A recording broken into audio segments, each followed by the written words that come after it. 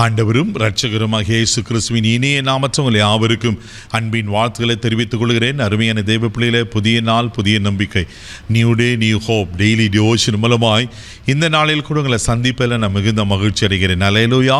இன்றைக்கு கூட கர்த்தர் நமக்கு கொடுக்கிற வார்த்தை என்ன? நியாயாதிபதிகள் புஸ்தகம் 6ஆம் அதிகாரம் 12ஆம் வசனம் கூட வாசிக்க கேட்போம். கர்த்தருடைய தூதனானவர் அவனுக்கு தரிசனமாகி, பராக்கிரமசாலியே, கர்த்தர் உன்னோடு இருக்கிறார் என்றார். அல்லேலூயா. எவ்வளவு அழகாக சொல்லப்பட்டிருக்கு பாருங்க. பராக்கிரமசாலியே, மைட்டி வாரியர், கர்த்தர் உன்னோடு கூட இருக்கிறாரா. இது யாருக்கு சொல்லப்பட்டது? கிதியோனுக்கு கர்த்தர் சொல்லுகிற வார்த்தை. எப்படிப்பட்ட சூழ்நிலை சொல்லுகிறாருன்னு சொன்னால், ஆண்டவர் சொல்வார் கிதியோனை பார்த்து, நீ இஸ்ரவேலரை மீதியாரின் கரத்தில் நீங்கள் ரட்சிப்பாய் என்று சொல்லி. ஆனால் கிதியோன் சொல்கிற ஸ்டேட்மெண்ட் என்ன தெரியுமா?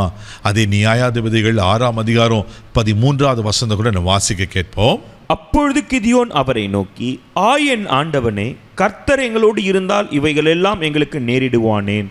கர்த்தர் எங்களுக்கு எகிப்திலிருந்து கொண்டு வரவில்லையா என்று எங்கள் பிதாக்கள் எங்களுக்கு விவரித்து சொன்ன அவருடைய அற்புதங்கள் எல்லாம் எங்கே? இப்பொழுது கர்த்தர் எங்களை விட்டு மீதியானரின் கையில் எங்களை ஒப்பு கொடுத்தாரே என்றார். பராக்கிரமசாலியே, கர்த்தர் உன்னோடு இருக்கிறான்னு கிதியோனுக்கு ஆண்டவர் சொல்லி, நீ இஸ்ரவேலரை மீதியானர் கரத்தில் ரட்சிப்பான்னு சொல்லும் போது கிதியோன் சொன்ன வார்த்தை, கர்த்தர் எங்களோடு இருந்தால் ஏன் இப்படியெல்லாம் நடக்கணும்? வசனம் ரொம்ப அழகாக இருக்க பாருங்க. ஆண்டவனே, கர்த்தர் எங்களோடு இருந்தால் இவையெல்லாம் எங்களோடு நேரிடுவானேன்?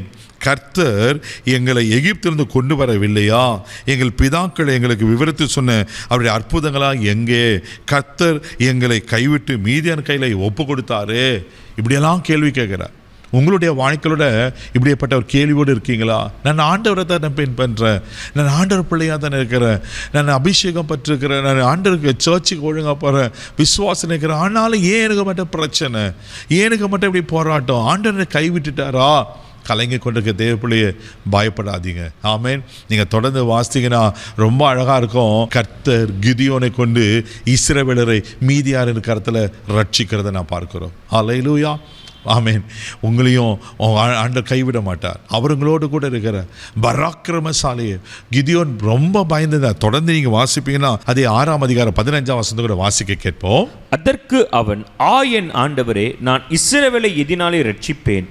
இதோ, மனாசேயில் என் குடும்பம் மிகவும் எளியது, என் தகப்பன் வீட்டில் எல்லாரிலும் நான் சிறியவன் என்றான். ஆமென். பாருங்க, ஆண்டவர் அழகாக சொல்கிறாரு, நீ இஸ்ரவேலை ரட்சிப்பாயின்னு சொல்லும் போது அவர் சொல்கிற ஸ்டேட்மெண்ட்டெல்லாம் பாருங்கள்.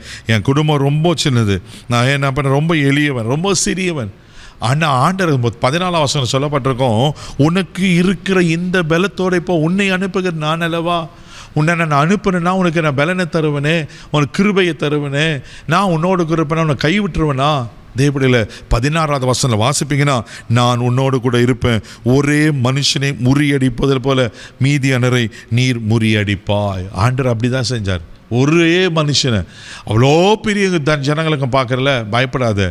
உனக்கு விரோதமாக எவ்வளோ பெரிய காரியங்கள் இருந்தாலும் சிம்பிளாக ஆண்டவர் அதை முடிச்சிடுவார்.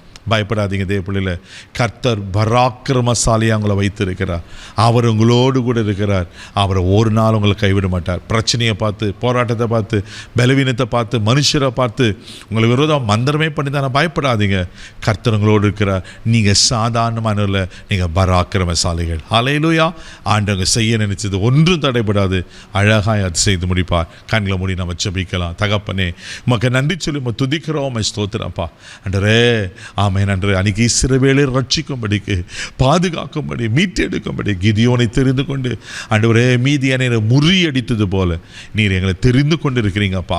ஆண்டவரே, நாங்கள் பலவீனவர்கள் வானதான், ஆனால் எங்களை பலப்படுத்துகிறவராய் நீர் இருக்கிறேன், பராக்கிரமராய் நீர் இருக்கிறேன். எங்களுக்கு விரோதமாய் காணப்படுகிற எல்லா சூழ்நிலைகள் மாறட்டுங்கப்பா. அற்புதங்களை காண செய்யட்டும். எங்களுக்கு விரோதமாக இருக்கிற எல்லா காரியங்களும் முறியடிக்கப்படட்டும். இன்றைக்கி நாள் ஒரு வெற்றியின் நாள் என்று நான் கட்டளை இருக்கிறேன். நீங்கள் செய்கிற ஸ்தோத்திரம், பாதுகாத்துகளும் இந்த நாள் முழுதும் கரம் பிடித்து நடத்தும். இயேசுவின் மூலம் ஜெபக்கல பிதாவே, ஆமென். நீங்கள் பராக்கிரமசாலி. தைரியமாக போங்க. God bless you.